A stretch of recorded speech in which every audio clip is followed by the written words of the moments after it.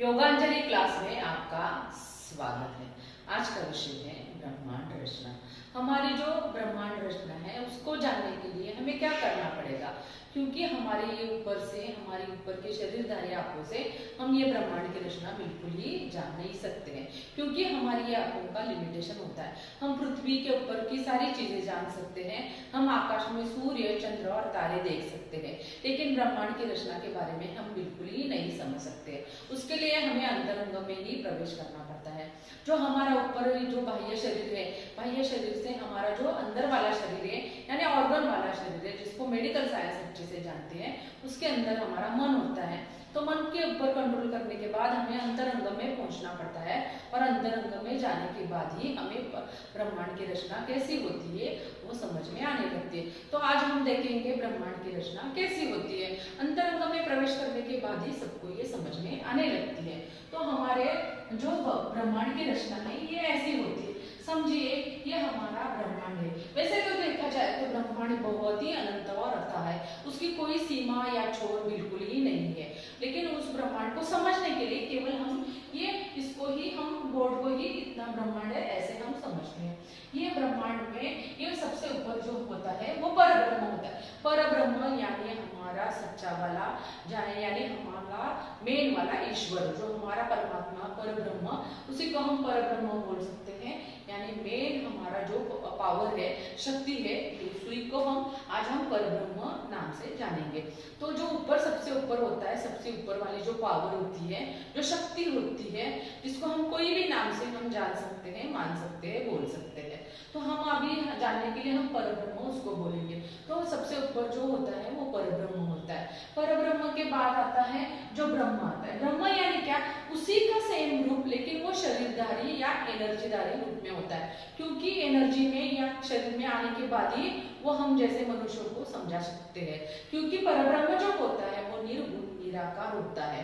तो निर्गुण और निराकार जो होता है वो शरीरधारी नहीं होता है, वो एनर्जी के फॉर्म में होता है। लेकिन ब्रह्म जो होता है उसी का रूप होने के कारण उसी ब्रह्म को हम गुरु भी बोल सकते हैं। तो वो गुरु जो होते हैं वो शरीरधारी होते हैं या एनर्जी के रूप में, या हमारे अंतरंग से वो जो हमें आवाज आती है वो हमारे ब्रह्म की, यानी हमारे पर ब्रह्म का ही एक छोटा रूप होता है। उसी ब्रह्म की आवाज हमें आने लगती है। ये ब्रह्म क्या करते हैं? तो परब्रह्म को मिलाने के लिए हमें समझाते हैं कि परब्रह्म क्या है, उसके बारे में हमारे गुरु यानी हमारे ब्रह्म हमें समझाते हैं। क्योंकि मनुष्य का जो जीवन होता है वो ईश्वर प्राप्ति के लिए होता है। वो ईश्वर प्राप्ति के लिए होने के कारण हमारा जो लक्ष्य है उसके बारे में ये हमारे ब्रह्म यानी हमारे गुरु हमें समझाते हैं कि जो सबसे ऊपर जो पावर बैठी है, सबका मालिक एक है, वो कौन है ये हमें समझाते हैं। क्योंकि मनुष्य का जन्म ही ईश्वर प्राप्ति के लिए होता है, इसके लिए हमें हमेशा गुरु अच्छी और सच्ची राह दिखाते हैं। उसके बाद आता है माया। माया जो होती है वो क्या काम करती है? माया जो होती है, जो हमें जो ये परब्रह्म ने ये पूरे ब्रह्मांड में पृथ्वी जैसे कई ग्रह बनाए हैं, उस ग्रह के ऊपर जीवन बनाया है। वो जीवन जीने के लिए उन्होंने माया को बनाया, क्योंकि वो माया जो होती है वो जीवन के लिए हमें बांध के रखती है। देखिए उसके लिए हम उदाहरण देखेंगे। अगर हमने बहुत अच्छा खाना खाया तो हमें खाना खाने का मन करता है, बहुत अच्छे से तैयार होने का मन करता है। कोई अच्छा घर देखे तो हमें उस घर के बारे में अच्छे से अट्रैक्शन होने लगता है हमारा घर भी ऐसा हो, हमारी गाड़ी भी ऐसी हो, तो हमें सब ये अट्रैक्ट करती है। कभी कभी बहुत ज्यादा क्रोध आता है किसी के ऊपर, लोभ आता है, किसी के लिए हमें बहुत सारा प्यार होता है, उसको छोड़ने का मन नहीं करता है। तो ये हमें अगर लगेगा तो भी हम इधर पृथ्वी पर रह सकेंगे। अगर ऐसा नहीं लगेगा तो हमारे भीतर वैराग्य आएगा और हम परब्रह्म में पहुंच जाएंगे। तो ये पृथ्वी पूर्ण रूप से खाली हो जाएगी। तो ईश्वर ने जो ये टास्क बनाए हैं, अलग अलग धरतियां बनाई है या पृथ्वी बनाई है, बहुत सारे ग्रह बनाए, उसके ऊपर का जीवन जीने के लिए माया का उन्होंने एक रूप दिया है, जो माया इसको कंट्रोल करती है। जैसे कि कई सोल्जर कैसे कंट्रोल करते हैं एक एक एरिया को, वैसे ही माया इसको हमें धरती पर बांधने के लिए माया उन्होंने बनाई है, जो हमें इधर पृथ्वी के ऊपर हमें रखने की कोशिश करते हैं, बांध के रखने की कोशिश करते हैं। उसके बाद आता है ब्रह्मा विष्णु महेश। तो ब्रह्मा विष्णु महेश है, उनको हमारे पूर्वजों ने रूप दिए हुए हैं। एक्चुअली वो एनर्जी के फॉर्म में है। तो आप कैसे जानेंगे कि ये हमने कैसे जाना? देखिए हमें अगर जन्म मिला है और वो अलग अलग मिला है तो किसने किया है? वो एक एनर्जी ने किया है, उसको केवल हमारे पूर्वजों ने नाम ब्रह्मा दिया हुआ है, लेकिन वो एक एनर्जी है। जैसे कि अगला जन्म, पिछला जन्म, बहुत सारे जन्म होते हैं। तो अगर आप अगला पिछला जन्मों में विश्वास नहीं रखते, लेकिन ये जरूर होता है, क्योंकि पिछले जन्म के कई लोगों ने बारे में बताया हुआ है, भविष्य के बारे में बताया है और एकदम सच निकला है। तो अगला पिछला जन्म, ये सब कुछ जन्म होते हैं, लेकिन आप पिछले जन्म में जो कर्म किए हैं उसके हिसाब से अगला जन्म हमें कौन सा मिलना है, ये कौन तय करता है? तो ये हमारी ये वाली एनर्जी काम करती है, जिसको हमारे पूर्वजों ने ब्रह्मा ये नाम दिया है और उसको रूप भी दिया है। रूप दिया है, आपको तो जानते हैं कि कमल पर बैठे हुए 3 मुखधारी ब्रह्मा जी, ऐसा रूप हमारे पूर्वजों ने दिया है। उसके पीछे भी कारण ही होगा। उसके बाद विष्णु रूप। विष्णु रूप जो होता है वो हमारा पालन पोषण का काम करता है। देखिए, कई लोग पैसा कमाते हैं तो उनका पालन पोषण तो हो जाएगा, लेकिन बहुत सारे लोग होते हैं वो बिल्कुल पैसा नहीं कमाते, जैसे छोटे बच्चे हैं, बूढ़े इंसान है, कई सारे लेडीज है, कई सारे जेंट्स है, वो बिल्कुल ही पैसा नहीं कमाते, फिर भी उनका पालन पोषण कौन कर रहा है? तो किसी न किसी रूप में ये विष्णु जी उनका पालन पोषण कर रहे हैं। तो विष्णु जी होते हैं वो पालन पोषण का काम करते हैं, भले ही कोई पैसा कमाए नहीं कमाए, फिर भी विष्णु जी का काम ही होता है उनका पालन पोषण इस धरती पे करना। तो उस विष्णु जी को भी नाम ही हमारे पूर्वजों ने ही दिया है, और उनको रूप भी, जो कमल पे खड़े हुए हैं विष्णु जी, उनको रूप भी हमारे पूर्वजों ने ही दिया हुआ है। ये क्यों दिया हुआ है? क्योंकि हमें समझने के लिए दिया हुआ नाम और रूप है। उसके बाद महेशा। जो महेशा यानी शिव हमारा जो होता है, वो देखिए वो रुद्र अवतार में दिखाई देता है। तो वो शिव जो होता है वो हमारे संहार का काम करता है, हमें दंड देने का काम करता है। कई बार देखिए, उदाहरण के रूप में अगर हम देखेंगे तो कई बार कई लोग होते हैं, किसी लोगों के ऊपर अन्याय करते हैं, बहुत सारा अन्याय करते हैं, किसी का पैसा छीनना, किसी को मारना, खून करना, किसी को मानसिक तकलीफ देना, लेकिन सामने वाला हर टाइम उसको सजा नहीं देता है और देना भी नहीं चाहिए। सजा अगर देता है तो लेकिन आगे जाके भविष्य में ऐसा हमें दिखाई देने लगता है कि जिसने जिसको तकलीफ दिया है उसको भी बाद में तकलीफ और दंड होने लगता है। तो उस इंसान ने तो दंड और सजा नहीं दी, फिर भी उसको दंड और सजा किसने दी? तो ये महेश जी का काम होता है। जो भी इंसान गलत कर्म करता है, किसी के साथ गलत करता है, तो सामने वाला इंसान उसको सजा देगा ऐसा बिल्कुल ही नहीं है। 90% केस में तो सजा बिल्कुल ही नहीं देते हैं। तो वो 90% लोग जो होते हैं तो उनको कौन वो सजा देता है? तो ये सब महेश जी का काम है। तो आप बिल्कुल ही किसी को सजा देने का काम बिल्कुल ही मत कीजिए। आप अपना अच्छा स्वच्छ कर्म कीजिए, अपना जो बेस्ट है वो दीजिए, क्योंकि सजा देने का हक हमें नहीं है और हम ज्यादा से ज्यादा कितना सजा दे सकते? थोड़ी बहुत सजा दे सकते। उल्टा अगर हम सजा देंगे तो आपका भी कर्म उसमें बनेगा और आपको भी फिर से दंड मिलेगा। इससे अच्छा है आप महेश जी के ऊपर ये जो पूरी रचना है उसके ऊपर आप छोड़ दीजिए, क्योंकि महेश जी उसको सजा देने के लिए परब्रह्म ने इनको तैनात किया हुआ है।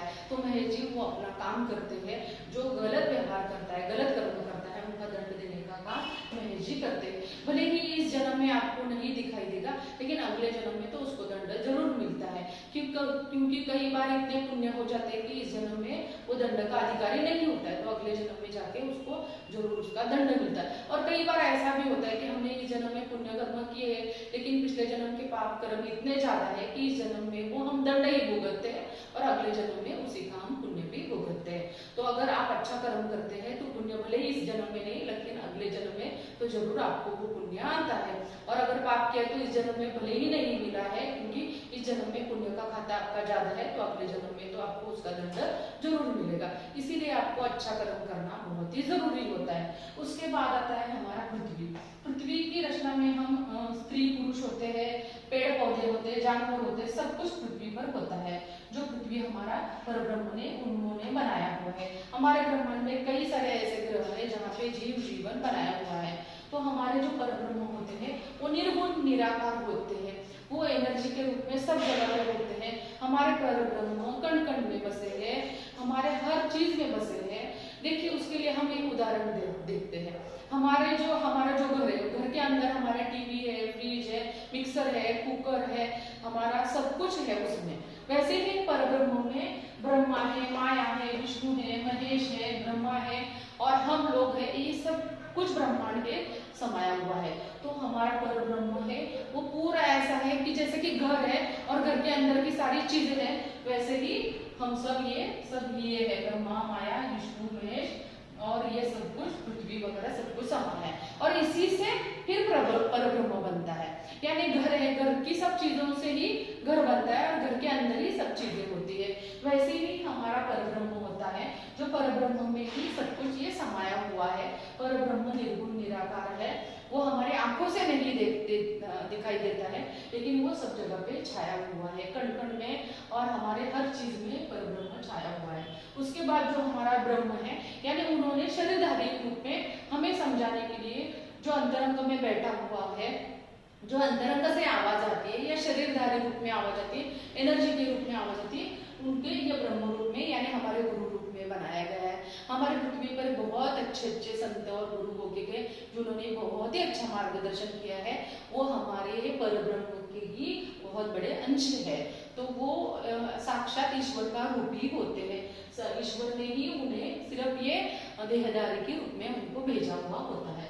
उसके बाद आती है माया। माया को भी उसका काम करना ही पड़ता है। अगर उन्होंने माया ने अपना काम नहीं किया तो ये पृथ्वी पर का जीवन या ऐसे कितने सारे ग्रह है उनके ऊपर का जीवन नहीं होगा।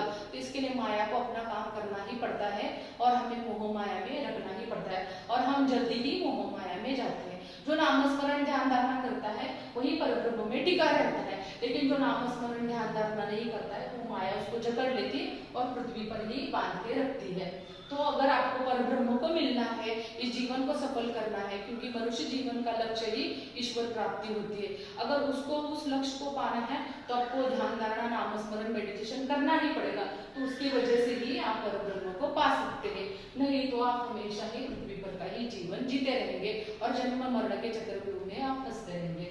उसके बाद जो हमारे ब्रह्मा विष्णु महेश है, वो हमें हमारे पूर्वजों ने उनको रूप दिया हुआ है, उनको नाम दिए हुए हैं, लेकिन ये एनर्जी के रूप में ही काम करते हैं, और उसी एनर्जी को हमारे बहुत ही पूर्वजों ने सुंदर रूप और सुंदर नाम दिए हैं।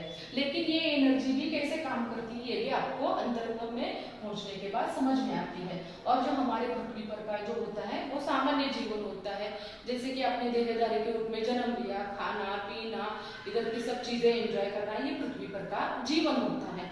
तो हमारी ये जो ब्रह्मांड की रचना होती है ये ऐसी होती है, उसको जानने के लिए हमें अंतरंग में ही प्रवेश करना पड़ता है। तो हमारे जो बाह्य शरीर है, बाह्य शरीर हमारा पंचतत्वों से बना है। वो कैसे पंचतत्वों से बनाए हैं हमने पंचतत्वों के वीडियो में देखा है। उसके बाद जो आता है ऑर्गन वाला शरीर, उसको तो मेडिकल साइंस अच्छे से आप लोग अच्छे से जानते थे। उसके अंदर होता है मन, मन को कैसे कंट्रोल करना है ये भी हमने मन के वीडियो में देखा है। उसके बाद अंतरंग में प्रवेश कैसे करना है ये हमने अंतरंग के वीडियो में देखा है, और अंतरंग में प्रवेश करने के बाद हमें परब्रह्म और ब्रह्मांड की रचना समझ में आती है। तो हमारे ब्रह्मांड की रचना समझने के लिए हमें अंतरंग में ही पहुंचना पड़ता है, और ये सबको समझ में आता है। हमें संत महात्मा गुरु लोगों ने और ग्रंथों ने हमें ये परब्रह्म और ये ब्रह्मांड की रचना समझाई है, लेकिन हमारे जैसे सामान्य लोगों को समझने के लिए हमें अंतरंग में ही प्रवेश करना पड़ेगा, तभी हमें ये अंतरंग में प्रवेश करने के बाद ब्रह्मांड की रचना समझ में आएगी। तो आज के वीडियो में इतना ही, अगले वीडियो पे अगले विषय पे बात करते हैं, तब तक के लिए धन्यवाद।